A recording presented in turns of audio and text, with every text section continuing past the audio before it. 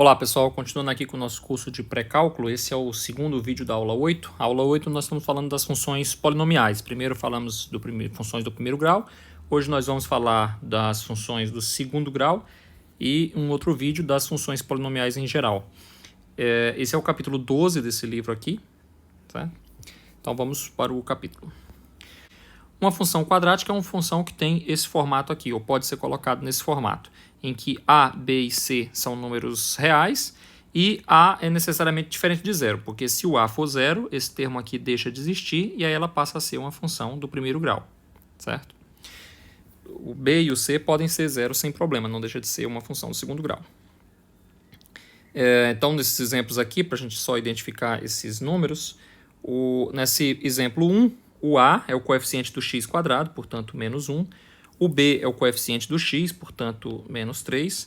E o C é o coeficiente que não está multiplicado por nenhuma potência de x, né? Ou está multiplicado por x elevado a zero. Nesse caso aqui, 2.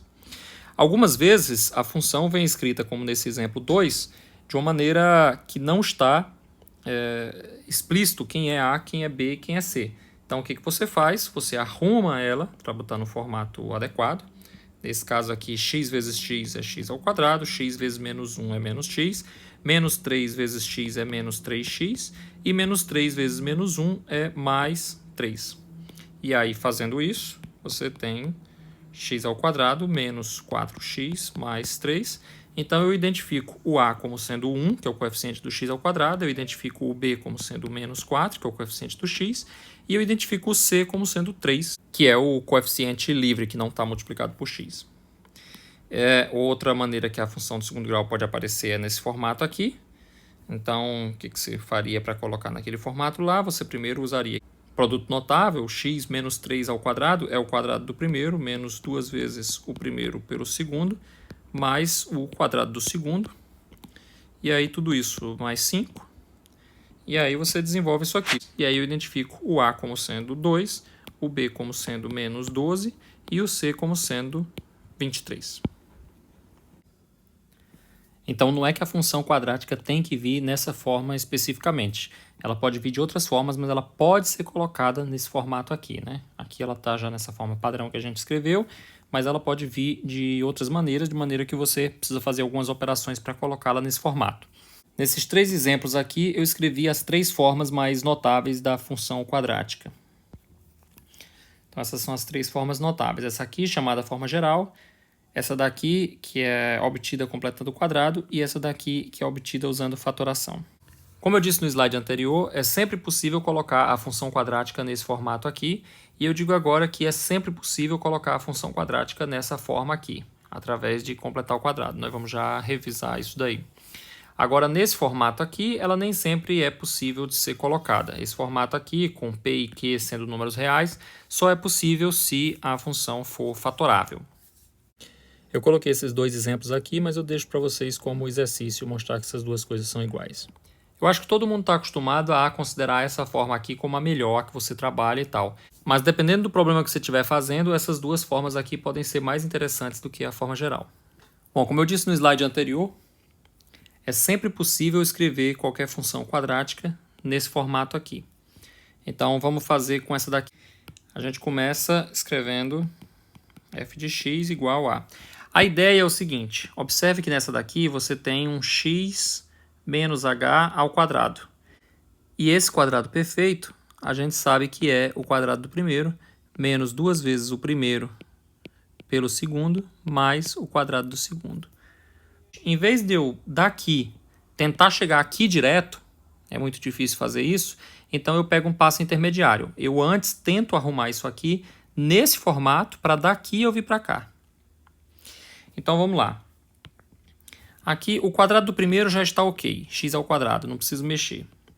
O menos 4x é aí que tá, é aqui que começa as manipulações. O menos 4x eu vou tentar escrever o mais parecido possível com isso daqui. Então, eu vou escrever isso daqui como menos 2 vezes x vezes 2. Observe que isso daqui são os mesmos menos 4x, só que a única coisa que eu fiz foi escrever isso daqui numa forma parecida com essa daqui. Olhando agora para essas duas coisas, eu identifico que o h Aqui, nesse caso, está sendo o 2. Agora, para ser realmente um quadrado perfeito, é necessário que apareça o h ao quadrado.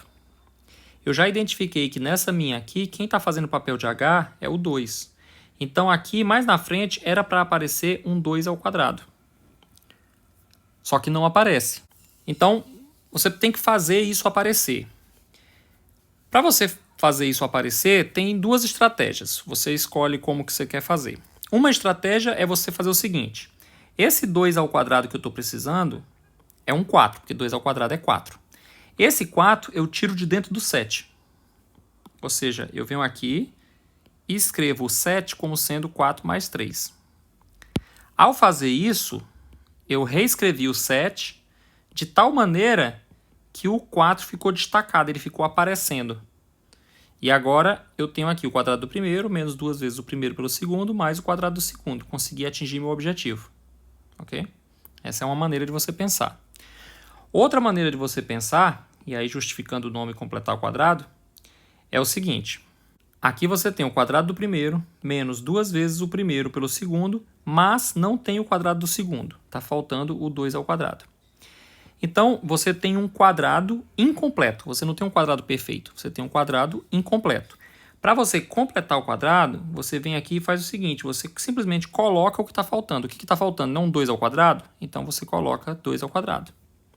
Só que quando eu coloco 2 ao quadrado, eu bagunço a minha equação, a minha expressão algébrica. Você sabe que se você tem uma expressão, claro que se eu somar alguma coisa a essa expressão, ela vai mudar.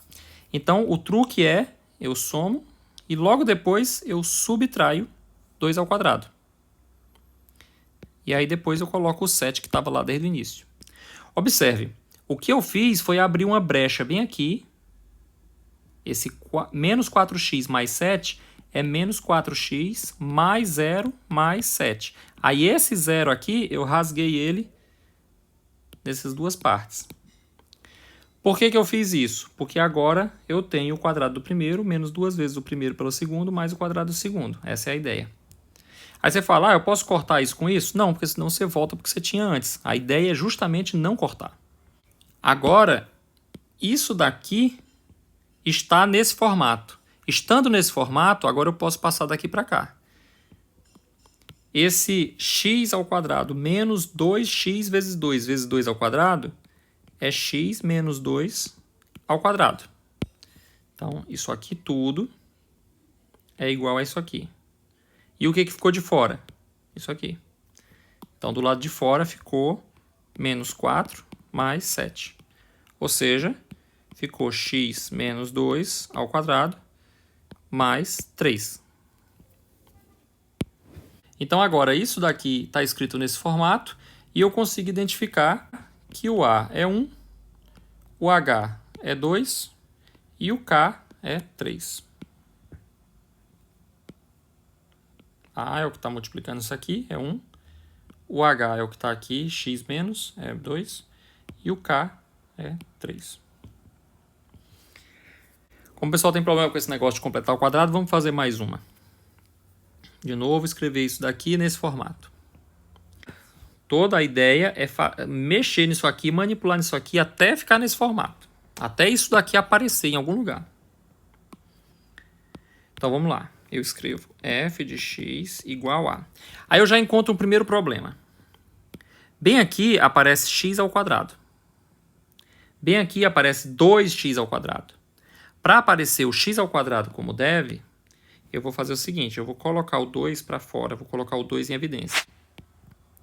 Observe que se eu multiplicar aqui, eu volto para cá. A ideia é sempre... Eu consigo voltar para cá, mas eu não quero voltar para cá.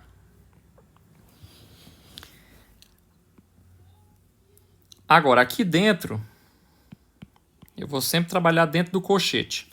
Dentro do colchete, eu tenho um x ao quadrado, lembrando que eu tenho que escrever nesse formato aqui. Então, vamos lá, essa é a minha tentativa de escrever. Eu vou botar aqui um menos 2 vezes x vezes... Para ficar nesse formato, tem que ter um menos 2 vezes x vezes alguma coisa. Só que, quando eu terminar de botar a coisa aqui, tem que ser igual a esse. Para que eu multiplique alguma coisa aqui, de tal maneira que isso aqui tudo seja igual a essa coisa que eu vou multiplicar é menos 1. Né? Agora fica evidente que esse produto, menos 2 vezes x vezes menos 1, é igual a mais 2x. Ou seja, essas duas coisas são iguais, então não mudei nada. Escrevi dessa forma, mas sem mudar nada. Agora qual que é o próximo passo? Você precisa fazer com que esse menos 1, que é o que eu identifiquei como sendo o meu h, apareça ao quadrado. Para aparecer o menos 1 ao quadrado, lembrando que menos 1 ao quadrado é igual a 1, então para aparecer o 1, eu tenho duas estratégias. Ou eu somo 1 e subtraio 1, ou eu tiro o 1 daqui de dentro. Você pode, por exemplo, escrever o menos 3 meios como sendo 1 menos 5 meios. Se você fizer essa conta, você vai ver que isso aqui é igual ao menos 3 meios, só que aí você separa 1, você tira o 1 que você está precisando. Então você faz aí como preferir. Eu vou fazer da maneira tradicional, ou seja, eu vou somar o menos 1 ao quadrado e depois subtrair o menos 1 ao quadrado. E aí eu coloco o menos 3 meio que nem se envolveu nesse processo. Então, o menos 3 meios já estava aqui desde o início. Isso aqui que eu coloquei novo, isso aqui não estava na equação original. Isso aqui é zero, é mesmo que nada. Observe que esse menos aqui está dentro do quadrado. Então, quando eu pego isso aqui tudo vai dar 1, quando eu pego isso aqui tudo vai dar 1, e quando eu pego 1 menos 1 dá 0. Então, isso aqui tudo é nada. Mas é um nada conveniente para mim, porque o que é importante para mim é que isso daqui apareça escrito em algum lugar. Apareça essa forma em algum lugar. E eu fiz aparecer. Então, agora isso aqui vai ser 2. Agora, o x ao quadrado menos 2x vezes menos 1 mais menos 1 ao quadrado, isso daqui é x menos menos 1 ao quadrado, que é o quadrado do primeiro, menos 2 vezes o primeiro pelo segundo, mais o quadrado do segundo. Do lado de fora disso aqui, esse pedaço aqui, eu tenho um menos 1. Menos 1. Certo? Menos 1 ao quadrado é 1. Só que tem esse sinal negativo aqui. E isso, menos 3 meios, que estava ali desde o começo. Para fazer essa soma de frações aqui, como tem denominador diferente, eu vou ajustar os denominadores. Eu vou botar um 2 para esse e um 2 para esse. Agora eu venho aqui, isso aqui é 2 vezes x menos com menos dá mais, x mais 1 ao quadrado. Aí aquelas frações lá, o denominador é 2 para as duas. No primeira fração eu tenho um 2, na segunda fração eu tenho um 3. Esse sinal positivo aqui, os dois são negativos, mas eu botei esse sinal de menos em evidência aqui. Esse menos aqui está para os dois. Por isso que o tanto do 2 quanto do 3 ficaram positivos. Bom, então eu tenho 2 vezes x mais 1 ao quadrado menos 5 meios. Já está nesse formato? Ainda não. Porque ó, isso aqui o 2 está multiplicando tudo. Aqui o A está multiplicando só esse, o K está sozinho. Então, o que eu faço? Multiplico o 2 pelo x mais 1 ao quadrado e multiplico o 2 pelos 5 meios. Aí fica só o 5 aqui fora. Esse 2 eu multiplico por esse e multiplico por esse. Agora eu consigo identificar aqui, né? Quer dizer, o A é 2, o H é igual a menos 1, porque aqui é x mais 1 e aqui é x menos H. E quando eu forcei para ficar um menos, ficou x menos menos 1. Então, o H é menos 1. E o K é menos 5. Bom, e aqui eu estou fazendo uma coisa chata com vocês, né? Porque eu estou fazendo uma complicação danada para escrever isso daqui nesse formato. E você pode muito bem perguntar, mas para que escrever nesse formato? Para que esse verme? Desse jeito é tão bom, é tão bonito, eu gosto desse jeito, para que isso? Acontece que escrever desse jeito tem algumas vantagens. Nós vamos começar a entender as grandes vantagens que há em escrever desse jeito agora. Antes, vamos só falar do gráfico da função quadrática. A função quadrática ela tem esse formato aqui, é uma parábola. Para obter essa parábola, você faz por tabela mesmo, substitui quando x é igual a 0, o y é 0, então passa por esse ponto. Quando x é igual a 1, 1 ao quadrado é 1, então o y é 1. Então passa por aqui pelo 1 e pelo 1 aqui. Quando o x é 2, a gente substitui 2 aqui, 2 ao quadrado é 4, o y é 4. Então quando o x é 2, o y é 4. E por aí vai, você vai desenhando pontinhos, pontinhos, pontinhos, até que você chega nessa curva aqui. Esse negócio de substituir pontinho não é uma boa estratégia. E a minha ideia é a seguinte: só é necessário que você construa o gráfico uma vez na vida. Faça esse gráfico aqui, substitua valores e desenhe ponto a ponto até você se convencer que o gráfico é esse. Todas as outras funções do segundo grau você não precisa mais substituir valores. Nós podemos usar todas aquelas técnicas que nós desenvolvemos quando nós estudamos transformações e gráficos para obter o gráfico de outra função quadrática que não seja essa daqui que eu estou chamando de função quadrática básica. Então essa daqui eu vou chamar de parábola básica e todas as outras vão ser uma deformação, uma modificação dessa daqui. Então vejamos como é que isso acontece. Por exemplo, se pedirem para fazer esse gráfico aqui, você não encara isso como uma função completamente nova e lá vai você substituir valores de x, ver quanto que é f de x, marcar cada ponto e até desenhar o gráfico e tal. Você não vai fazer isso. Você vai pensar o seguinte: isso daqui ela é uma função quadrática. Então, de algum modo, ela é uma transformação dessa daqui. Se ela é uma transformação dessa daqui, da função que eu estou chamando de básica, então o gráfico dela é uma transformação dessa daqui que eu estou chamando de parábola básica. Então, como é que você faz? Você começa pegando o gráfico da parábola básica e desenhando aqui. Então, esse é o gráfico com o qual você vai pensar. Essa é a parábola básica. Então, você se pergunta o seguinte: o que aconteceu com essa função para ela ter virado essa? O que aconteceu foi que eu somei 2. Ou seja, daqui para cá, 2 foi somado à lei de formação. Agora vá lá na aula de transformação de gráfico e veja o que acontece quando você soma um valor a uma lei de formação. Aquela aula de transformação de gráfico, gente, eu repito, é muito importante. Volte lá várias vezes, quantas vezes forem necessário. A gente vai usar isso direto. Então, ainda bem que a coisa é gravada, ainda bem que está lá salva, porque você pode voltar lá e rever quantas vezes forem necessárias até aquelas ideias entrarem na sua cabeça, porque são muito importantes. A gente vai usar isso demais, demais mesmo. Reveja aquela aula de transformação de gráfico. Bom, então a diferença dessa daqui para essa daqui é que eu somei 2. E quando eu somo 2, o que acontece com o gráfico? Ele é deslocado 2 unidades para cima. Então, esse daqui é o gráfico dessa função aqui. Você não precisa fazer mais nada. Já está desenhada. Vejamos um outro exemplo. Aqui você tem a expressão algébrica da parábola básica e você tem o desenho da parábola básica. E aí você se pergunta como foi que ela mudou. E olhando para cá, o que você percebe é que onde tinha x, tudo ficou igual. Só que onde tinha x, foi trocado por x menos 3. Então, veja. Se eu trocar x por x menos 3, eu obtenho essa expressão aqui. Então, como que é o gráfico quando eu troco a variável por uma variável menos um número? O gráfico é deslocado 3 unidades para a direita. Deixa eu colocar ele mais para cá para a gente visualizar melhor.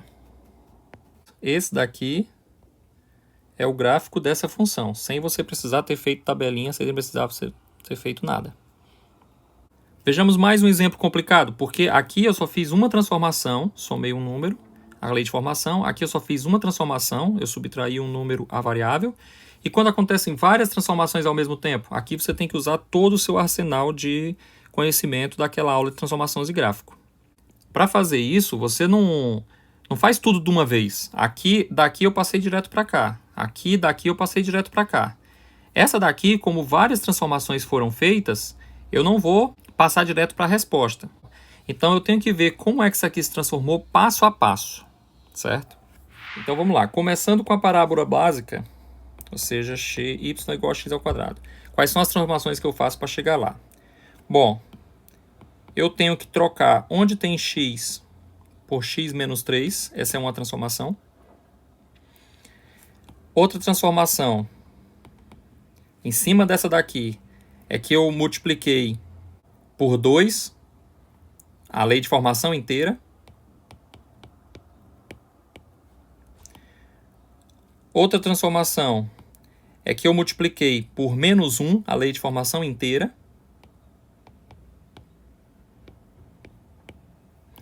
E por fim, eu somei 2, a lei de formação inteira. Então veja, isso aqui é muito importante. Eu tenho que achar um jeito de passo a passo sair daqui e chegar aqui. Então você não faz duas transformações ao mesmo tempo, porque senão isso pode ficar confuso para você.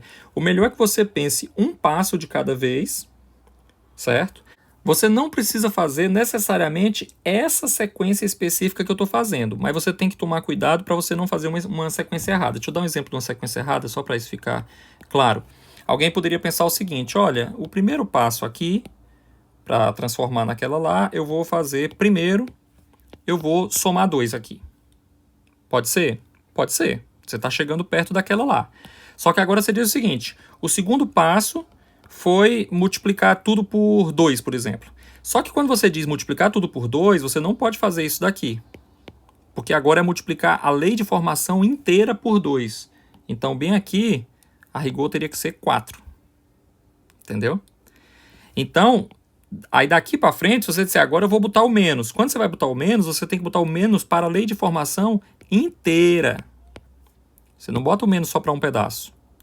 Então, quando você faz essa sequência que eu fiz aqui, ó, eu consegui chegar aqui sem bagunçar muito. Então, o importante é você fazer cada regra fazendo apenas as operações previstas lá naquela transformações e gráficos que a gente viu. Então, agora como é que você constrói o gráfico? Vamos fazer um passo a passo. Primeiro, essa função aqui tem como gráfico esse daqui. Então, essa daqui, que foi obtida subtraindo 3 a variável, tem como gráfico esse daqui deslocado 3 unidades para a direita. Aí, quando você vem daqui para cá, o que acontece ao gráfico? Quando eu multiplico por um número maior do que 1, o gráfico fica mais estreito. Vai ser esse que era antes, só que agora mais estreito. E agora, nesse daqui, o que foi feito? Foi multiplicado tudo por menos 1 em relação a esse passo aqui. Então vai ser esse mesmo gráfico aqui, só que com a cumbuca virada para baixo.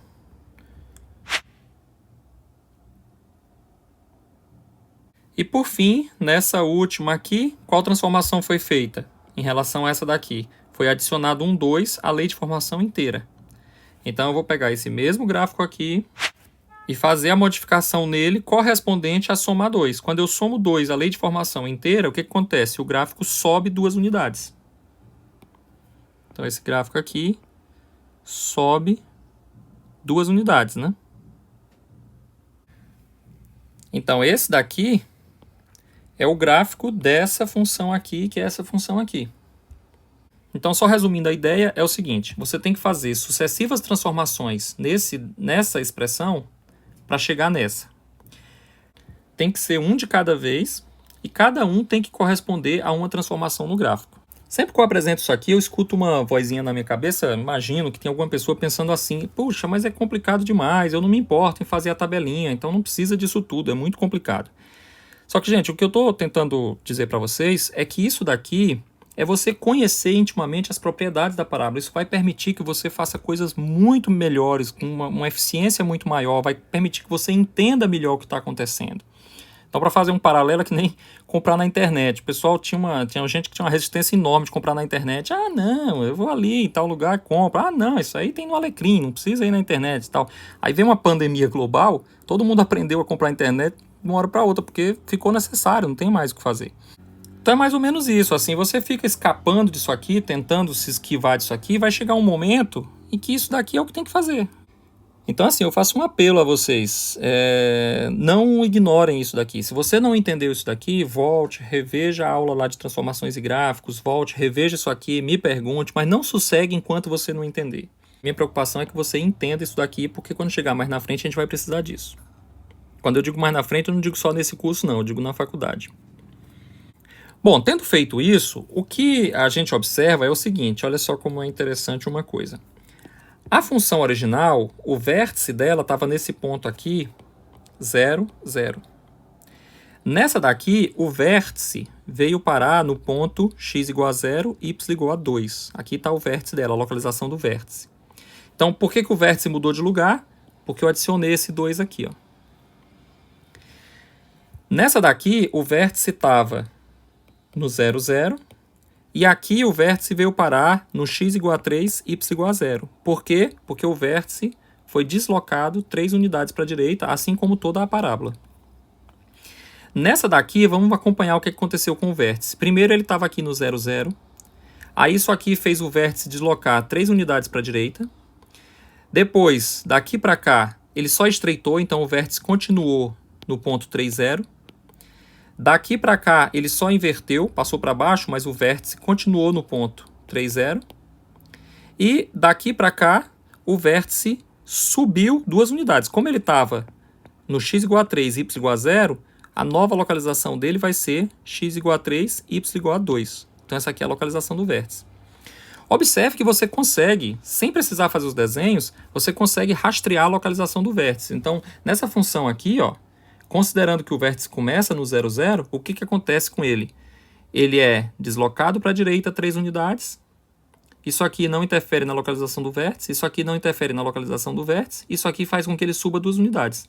Então isso aqui diz o tanto que o vértice andou para a direita, e isso daqui diz o tanto que o vértice subiu, ou desceu, né, se for negativo, e aqui também pode andar para a esquerda se isso aqui for positivo. Então essa é a justificativa do que eu tinha dito agora há pouco, ou seja, por que é importante esse formato?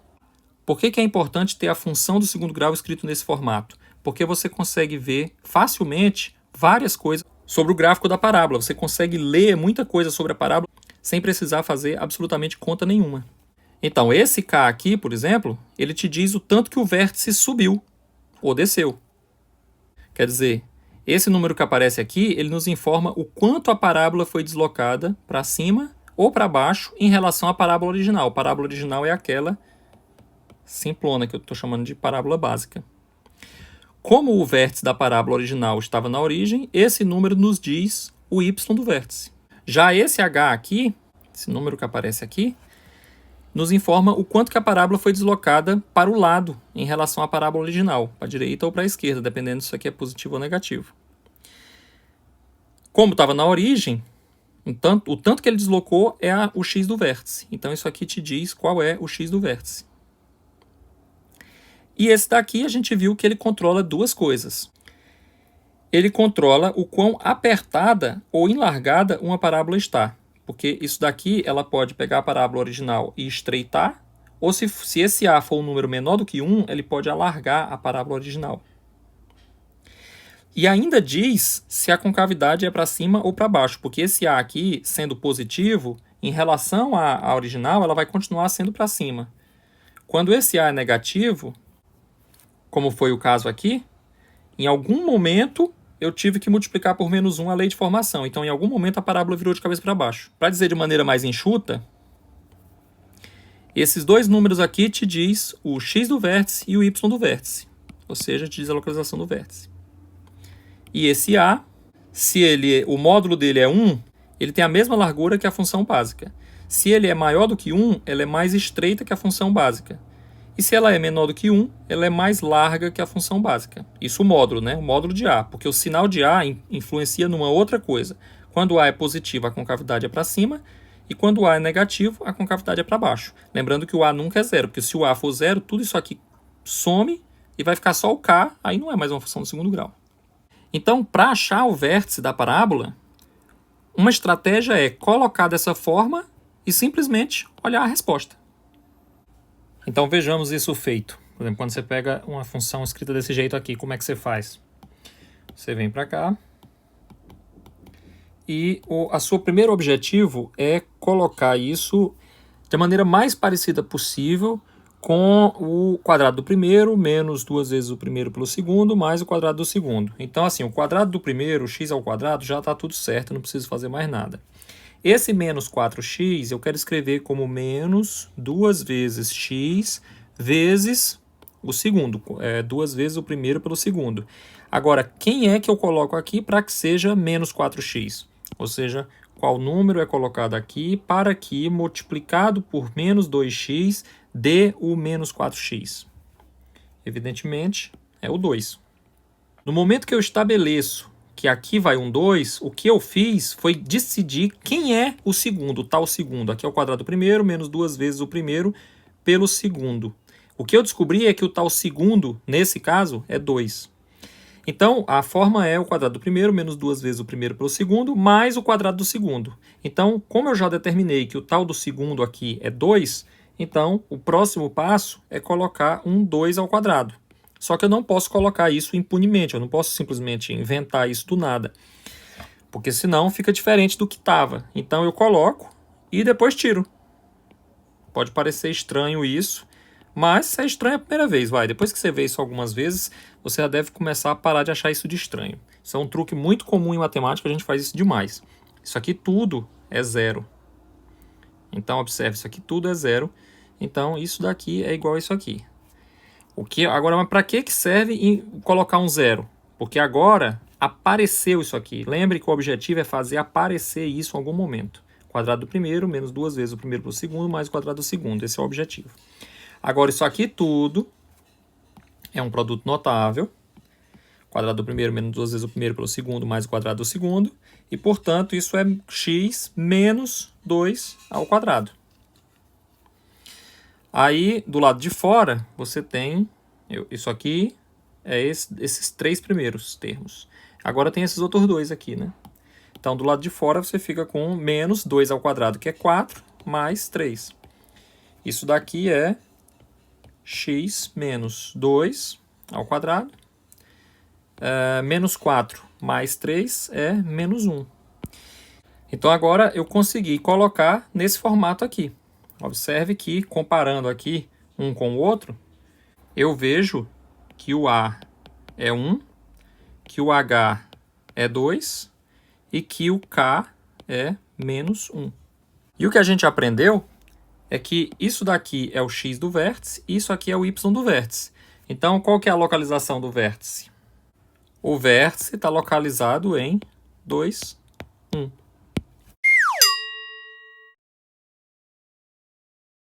Então agora nós vamos fazer esse mesmo procedimento, só que de uma vez por todas. Vamos pegar essa função colocada dessa maneira e vamos fazer esse procedimento para colocar nesse formato e ver quem é o x do vértice e o y do vértice. Então você começa fazendo o seguinte, f de x igual a... Agora aqui, ó, tem uma diferença que é o seguinte, aqui não está o quadrado do primeiro, isso aqui não é alguma coisa ao quadrado. Tem esse A aqui. Então, meu primeiro passo vai ser tirar esse A da história. Vou colocar o A em evidência. Quando eu coloco o A em evidência, o primeiro termo fica x ao quadrado. O segundo termo fica B sobre A. E o terceiro termo fica C sobre A. Agora, isso daqui, agora eu vou trabalhar só dentro do colchete, tá? Dentro do colchete, eu já tenho o x ao quadrado. Agora eu quero que seja menos 2 vezes x vezes alguma coisa, para que seja menos 2 vezes o primeiro pelo segundo. Quem é o segundo? Aí como é que você faz para responder quem é o segundo? Você pensa, qual coisa eu tenho que colocar aqui para que, multiplicado por menos 2x, dê o que tem aqui? Você pode até fazer uma equaçãozinha para resolver isso, né? Você pode dizer, olha, menos 2x vezes alguma coisa é igual a bx sobre a. Então, quem é essa alguma coisa? Cancela esse x com esse x. E aí você tem que essa alguma coisa é b sobre menos 2a, ou seja, menos b sobre 2a. Então, aqui eu coloco menos b sobre 2a. Observe que se eu multiplicar menos 2x por menos b sobre 2a, eu tenho exatamente isso. Com isso, eu descobri quem é o segundo. O segundo é menos b sobre 2a. Então, naquela estrutura, o quadrado do primeiro menos 2 vezes o primeiro pelo segundo, falta aqui o quadrado do segundo. Aí eu uso sempre aquela estratégia. Eu pego, boto o quadrado do segundo, menos b sobre 2a ao quadrado, e logo depois eu tiro.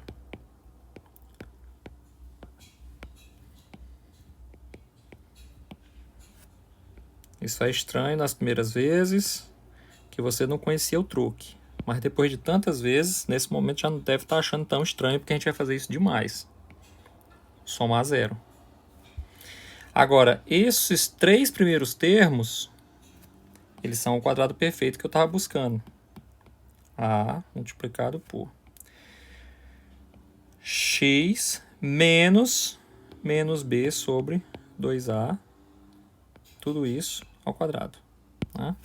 Quer dizer, quem que seria isso aqui? Isso aqui é x menos alguma coisa ao quadrado. Isso é o quadrado do primeiro, menos 2 vezes o primeiro pelo segundo, mais o quadrado do segundo.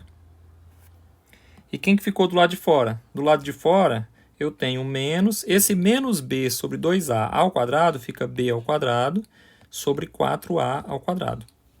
Observe que aqui não é menos com menos dá mais, porque esse menos aqui está ao quadrado, então ele não vai, ele vai ficar positivo. E aí você tem aqui mais c sobre a. Para você combinar essas duas frações aqui, né, você tem aqui uma soma de frações, só que os denominadores são diferentes, você precisa igualar os denominadores, então eu vou multiplicar em cima e embaixo por 4a. Fazendo isso, agora eu tenho aqui o denominador 4a ao quadrado, e aqui eu tenho 4a ao quadrado no denominador. Então eu vou para a próxima linha. Na próxima linha eu escrevo a multiplicado por.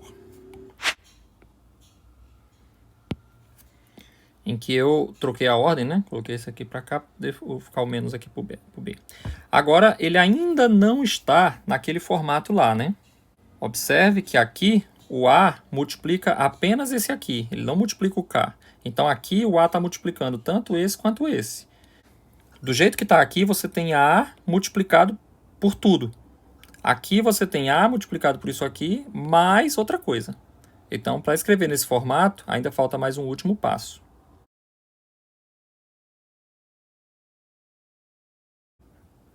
Tudo isso ao quadrado. E aí, quando eu multiplico esse A por isso aqui tudo, ele vai cancelar um desses A's no denominador. Então, isso aqui vai ficar... Agora sim ele está naquele formato, né? Você tem o A aqui, x menos h, mais o k. E você identifica que o h é menos b sobre 2a, e isso é o x do vértice.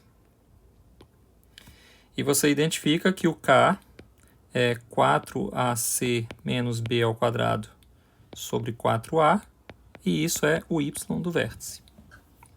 Muita gente sabe essas formulinhas memorizadas, agora você sabe de onde que elas vêm.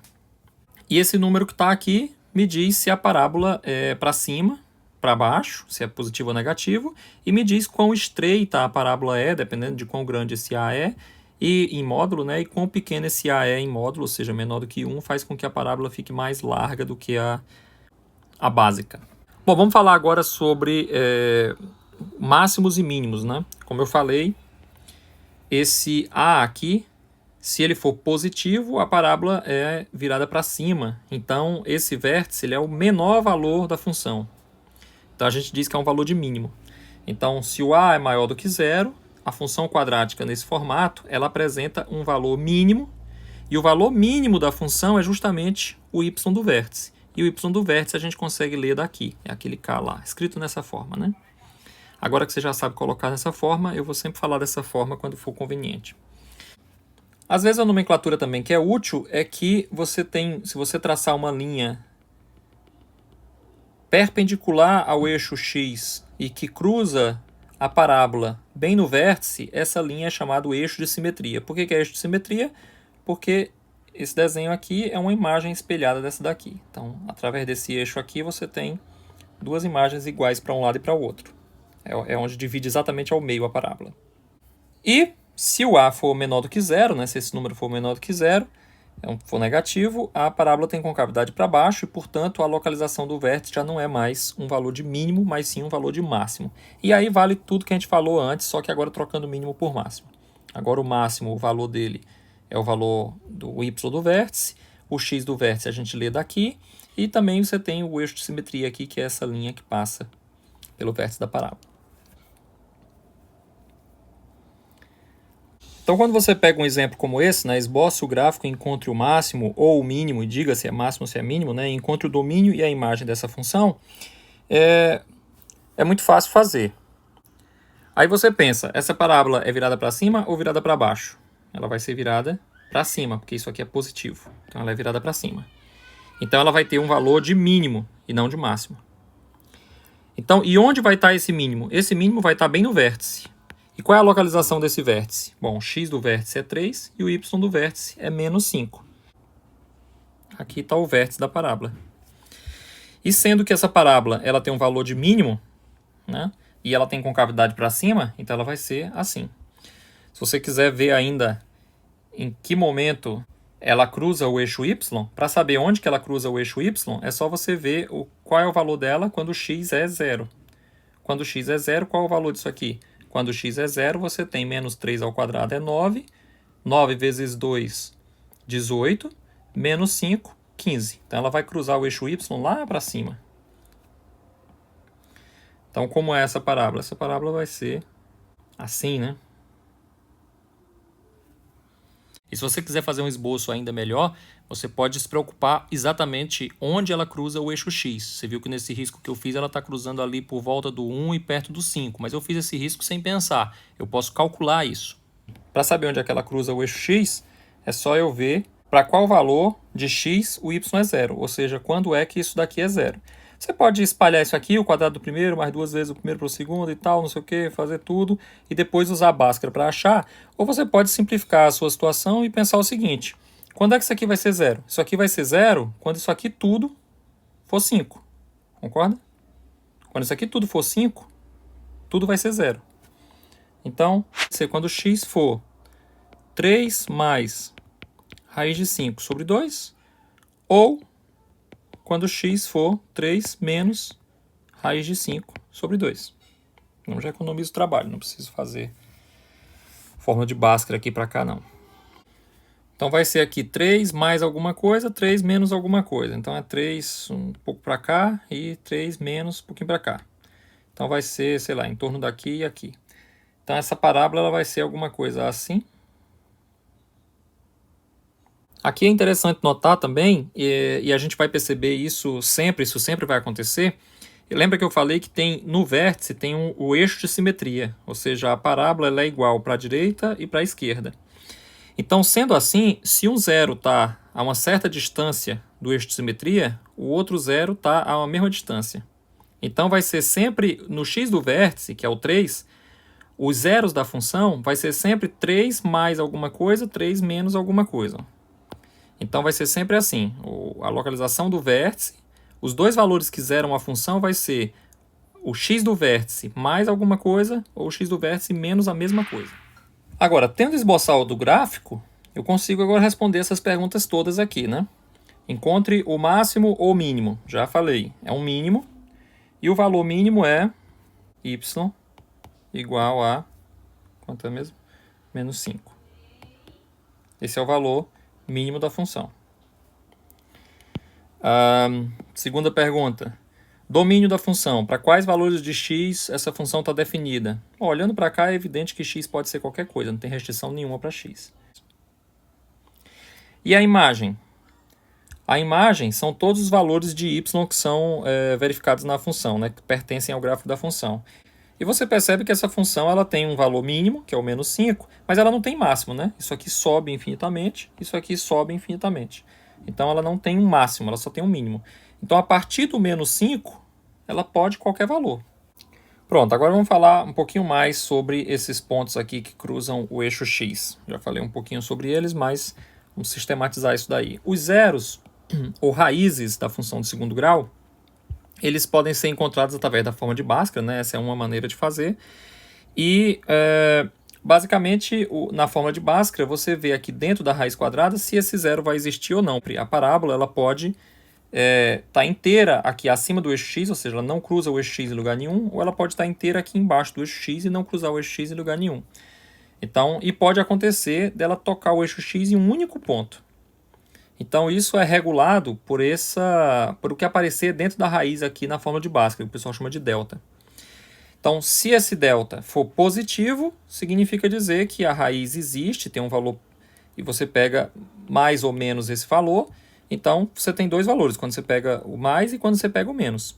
Se esse delta ele for zero, a princípio você tem o mais e tem o menos, só que mais e menos zero dá a mesma coisa. Então, você vai ter, digamos, dois valores, mas só que os dois valores são iguais. Então, vai ter, quando a parábola toca uma única vez no eixo x.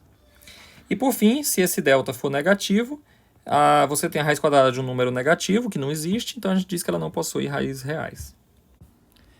Às vezes, entretanto, você tem a sorte da função aparecer nesse formato aqui. Você vai lembrar lá que eu falei nas três formas de escrever a função quadrática, e essa forma aqui é a forma geral, a forma que a gente está mais acostumado, mas eu acabei de mostrar para vocês que essa forma aqui ela é muito útil para você ver o vértice da parábola, e também é muito boa para achar as raízes da função, né? É só pegar e ver quando é que isso daqui é igual a menos k. Você faz bem pouca conta para descobrir isso. Quando a função é dada dessa forma, para passar daqui para cá, você tem que completar o quadrado, que é o procedimento que a gente viu agora. Só que existe uma terceira forma, que também é muito comum que a função de quadrática apareça, que é essa daqui. Essa aqui é a forma fatorada. Essa forma aqui, a grande utilidade dela é achar os zeros da função. Porque quando é que isso aqui é zero? Isso aqui é o produto de coisas. Então, quando você tem o produto de coisas dando igual a zero, é porque alguma dessas coisas é zero. Então, quando é que isso aqui tudo é zero? Quando isso aqui for zero, ou quando isso aqui for zero. Isso aqui vai ser zero quando x for p, isso aqui vai ser zero quando x for q. Então, p e q são os dois zeros da função. Então, fica muito fácil de ver os zeros da função. Claro, para você vir daqui para cá, aí você tem que fatorar isso daqui. Para fatorar isso aqui, tipicamente você tem que primeiro encontrar os zeros da função. Então, para você sair daqui e vir para cá para achar os zeros da função não é uma boa. Mas se ela está escrita dessa maneira, é uma dádiva. Você acha os zeros da função muito fácil. Você não vem para essa forma aqui. E eu vou mostrar para vocês agora que essa forma aqui também permite que você veja outras coisas, como o x do vértice, o y do vértice, e tudo de maneira muito fácil, sem fazer muita conta. Então, resumindo, essa forma aqui, apesar de ser a mais comum, que é a maneira que a gente aprende na escola, ela é a pior que tem, porque tudo que você vai fazer envolve fórmula complicada que você tem que memorizar. Nessas outras aqui, essa daqui te dá o vértice de graça. Para achar os zeros, você faz uma continha simples. Nessa daqui te dá os zeros de graça.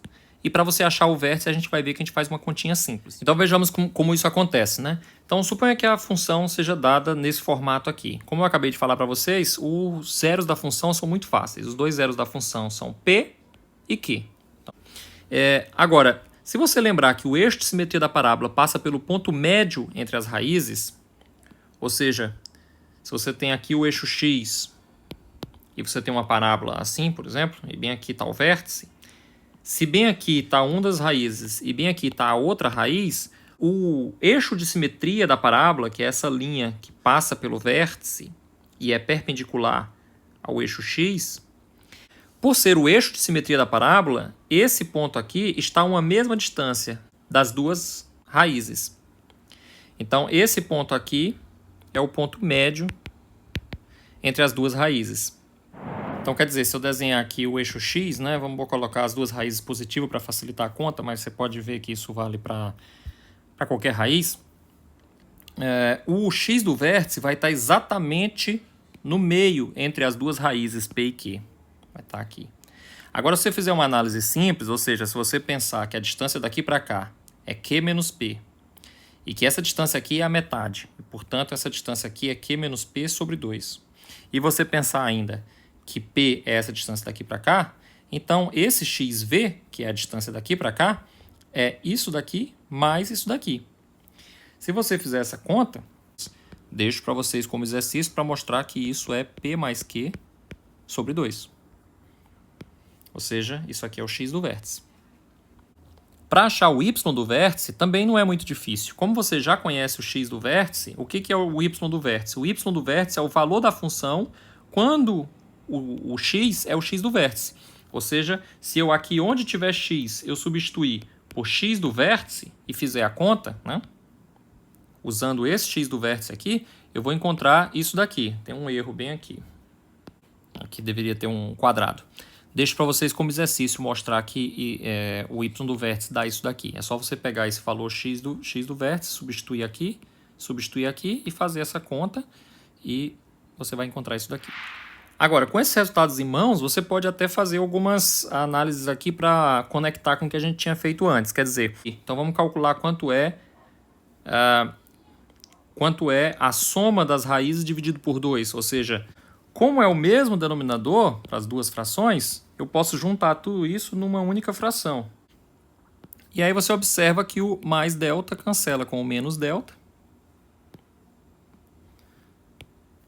Então você fica com meio de menos 2b sobre 2a. Isso daqui é igual a menos b sobre 2a. Voltando ao resultado que nós tínhamos obtido antes. E se você fizer o y do vértice? É importante, gente, quando você aprende uma nova maneira de pensar sobre um determinado assunto, você conferir se bate com tudo que você já sabia antes. Ou seja, se a gente volta para ter as mesmas fórmulas que a gente já tinha antes. Essa é uma maneira de você ganhar familiaridade com o assunto. E ao aprender as mais variadas formas de pensar sobre um determinado assunto, isso abre um mundo de possibilidades para você, porque quando você pega uma questão, você não tem uma maneira só de fazer. Você pode ver qual que é a mais conveniente. Por exemplo, eu botei esse exemplo aqui para mostrar bem isso. Então, como é que você faria esse exercício aqui? Eu imagino que muitos de vocês fariam o seguinte. Você aprendeu que quando a função cruza o eixo x uma única vez, é porque o delta é zero. Então, você calcula o delta. Então, você pega o b ao quadrado menos 4 vezes a vezes c igual a zero. b ao quadrado aí é o k. Então, k ao quadrado menos 4 vezes 1 vezes 4 igual a zero. Aí você resolve isso aqui para encontrar os valores de k. Você pode fazer desse jeito, claro. Mas eu estou propondo aqui uma maneira diferente de fazer, para que você pense no problema de maneiras diferentes. A outra maneira de pensar é a seguinte. Eu vou explicar em palavras e colocar a resposta para mostrar para vocês que conseguem fazer tudo de cabeça. E depois eu vou explicar passo a passo, tá? Riscando. Então, para que isso daqui seja um quadrado perfeito, ele tem que ter a estrutura o quadrado do primeiro mais 2 vezes o primeiro pelo segundo mais o quadrado do segundo. Então, esse daqui é o tal do quadrado do segundo. Sendo que 4 é o quadrado do segundo, então é porque esse segundo ou é 2 ou é menos 2. Então, esse daqui, que é 2 vezes o primeiro pelo segundo, sendo que o segundo ou é 2 ou é menos 2, isso aqui ou vai ser 4x ou vai ser menos 4x, de onde eu concluo que o k é igual a 4 ou o k é igual a menos 4. Então, eu consigo fazer tudo sem fazer conta praticamente nenhuma. Consigo fazer tudo de cabeça. Mas vamos explicar passo a passo como foi meu raciocínio para quem não entendeu. Eu começo com o seguinte pensamento. Pensando nessa forma de escrever a função quadrática, x menos p, x menos q, p e q são as duas raízes. Agora, se as duas raízes forem iguais, então isso daqui é p menos q, ou é x menos p ao quadrado. Agora, x menos p ao quadrado significa dizer que é x ao quadrado, p ao quadrado, né? O quadrado do primeiro, menos 2 vezes o primeiro pelo segundo, mais o quadrado do segundo. Então, isso daqui é o que deve acontecer para que essa parábola toque o eixo x em um único ponto, ou seja, que as duas raízes sejam iguais. Agora, para isso daqui acontecer, olha para cá. Comparando essas duas coisas, eu encontro que o p ao quadrado tem que ser 4. Agora, o p ao quadrado ser 4 significa dizer que ou o p é 2 ou o p é menos 2. Agora, quem que é esse do meio aqui, que é a pergunta? Quem que é esse do meio? Depende do valor de p. Se o p for 2, aqui no meio vai ter um menos 4x, só você fazer a conta. Se o p for menos 2, aqui no meio vai ter um 4x. Então, aqui no meio, ou é 4x ou é menos 4x. Agora, comparando isso aqui com isso daqui, quais são os valores possíveis de k? Ou é 4 ou é menos 4. O que eu estou propondo aqui é você fazer uma conexão de ideias na sua cabeça. Olhar para um problema e pensar nele de diversas maneiras. Olhar para um lado, olhar para o outro, raciocinar, combinar, recombinar, entender por que as coisas estão acontecendo, entender que o delta é equivalente a pensar desse jeito, etc. Essa habilidade de olhar o problema de diversas maneiras diferentes e chegar na mesma resposta por caminhos diferentes, isso é o que vai ser importante para você no futuro, independente do que você for fazer. Qualquer coisa que você for fazer na vida, vai ter situações em que você vai ter um problema e a habilidade de olhar para aquele problema e saber resolver o mesmo problema por caminhos diferentes, às vezes um caminho é melhor, às vezes o outro caminho é melhor, isso é importante. Isso vai ser útil para você em toda a vida. Então, por um instante, esqueça a prova, que a prova sim, você pode usar o delta se você quiser na prova, tá? Relaxe. Mas aprenda a fazer de outra maneira. Aprenda a olhar outras maneiras diferentes de ver o mesmo problema. Outro exemplo. Esboce o gráfico, encontre o vértice, domine a imagem dessa função aqui. Essa função aqui ela não está escrita em nenhuma daquelas três formas, né? Você diz assim, não, mas está escrita naquele formato x menos p, x menos q. Na verdade, não está escrito desse jeito não, porque aqui é x menos e aqui é x menos. Você perceba que aqui está certo, x menos 5, mas aqui não está, está trocado. Então, para ajustar isso, eu preciso reescrever isso daqui assim, ó. Menos 3, x menos 1, x menos 5. Perceba que eu não mudei nada, porque se esse menos aqui entrar, vai ficar menos x mais 1 e eu volto para cá. Só que agora sim está escrito a multiplicado por x menos alguma coisa, x menos alguma coisa. Então, imediatamente eu identifico o quê? Quais são as raízes? O p é 1, o q é 5. Então, essas são as raízes da função. Eu também identifico que o a é menos 3. Então, isso significa dizer que a função tem concavidade para baixo, né? Porque esse a é negativo. E eu consigo achar o x do vértice. O x do vértice é fácil de achar, porque é só eu pegar o p mais q dividido por 2. P mais q dividido por 2 é 1 mais 5. 6 dividido por 2, isso é 3. E o y do vértice também é fácil de achar. É só você, lá na função original, 3, 1 menos. Onde tem x, você coloca o x do vértice. 1 menos 3, 3 menos 5. Então, o y do vértice vai ser... Isso vai ser igual a 12. Então, com tudo isso, eu consigo esboçar o gráfico. Quer dizer, a parábola cruza o eixo x no ponto 1 e no ponto 5, x igual a 1 e x igual a 5. O vértice da parábola se localiza em x igual a 3, y igual a 12. Aqui, portanto. A parábola tem concavidade para baixo, porque a sinal é negativo, então esse ponto aqui é um ponto de máximo. Então a parábola tem o formato mais ou menos assim.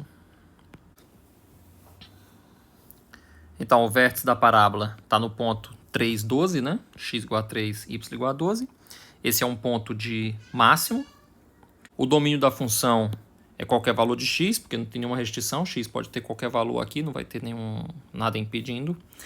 E a imagem da função são todos os valores de y acessíveis aqui pelo gráfico que você vê. Então, todos os valores menores do que 12. Ou seja, todos os valores que vão desde o menos infinito até o 12, incluindo o 12. Porque isso aqui continua até o menos infinito. Isso aqui também vai descendo infinitamente. Não tem um valor mínimo, só tem um valor máximo.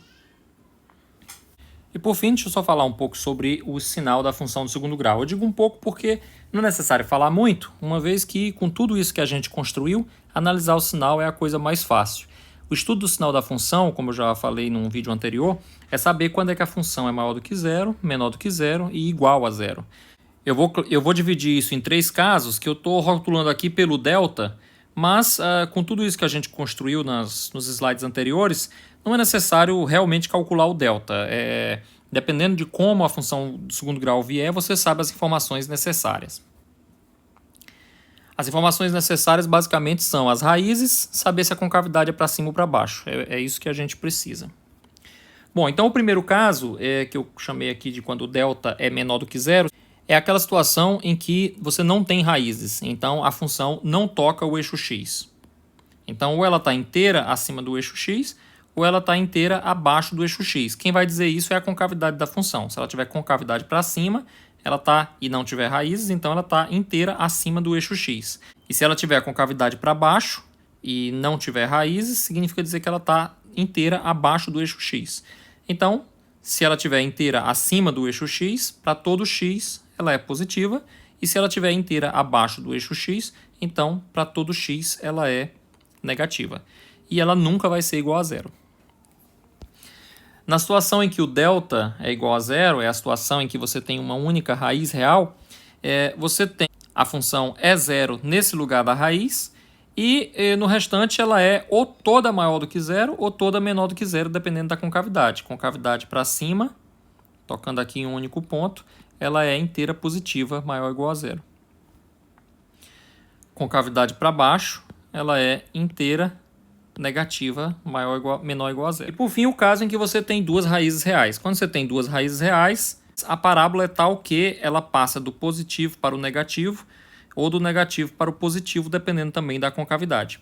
Então, com A maior do que zero, ou seja, a concavidade para cima, ela fica positiva nessa região aqui, ela está acima do eixo x.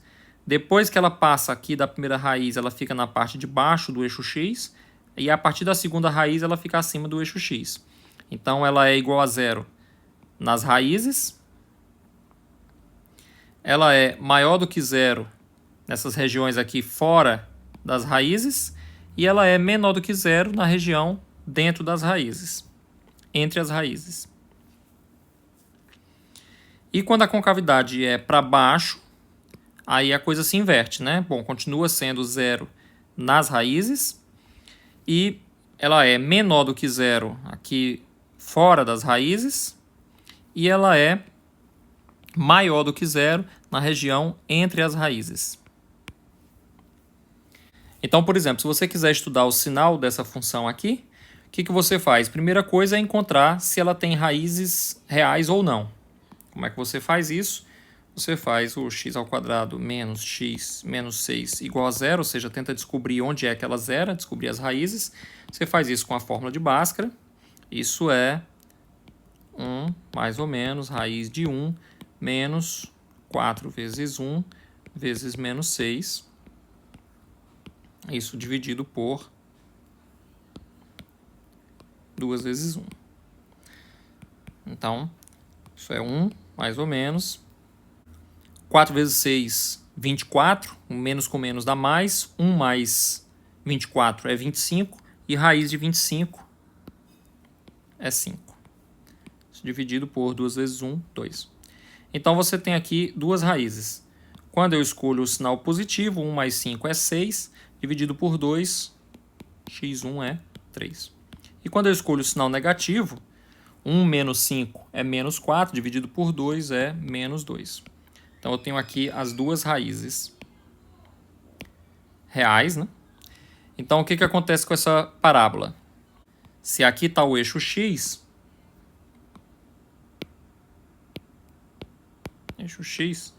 e bem aqui está o menos 2, e bem aqui está o 3, o que eu olho? Eu olho para o A. O valor do A, que é a coeficiente do x², é positivo. Isso significa dizer que a concavidade é para cima. A concavidade sendo para cima, significa dizer que essa parábola tem esse formato aqui, ó. Então, a função vai zerar no local dos zeros, né, nas raízes da função. Ela vai ser positiva nessa região aqui, ó. Como a concavidade é para cima, esse pedaço aqui vai estar acima do eixo x. Então, ela é positiva do menos infinito até o menos 2 e depois do 3 até o mais infinito. E ela vai ser negativa nessa região aqui entre as raízes, porque ela está abaixo do eixo x. Então, ela vai ser negativa do menos 2 ao 3.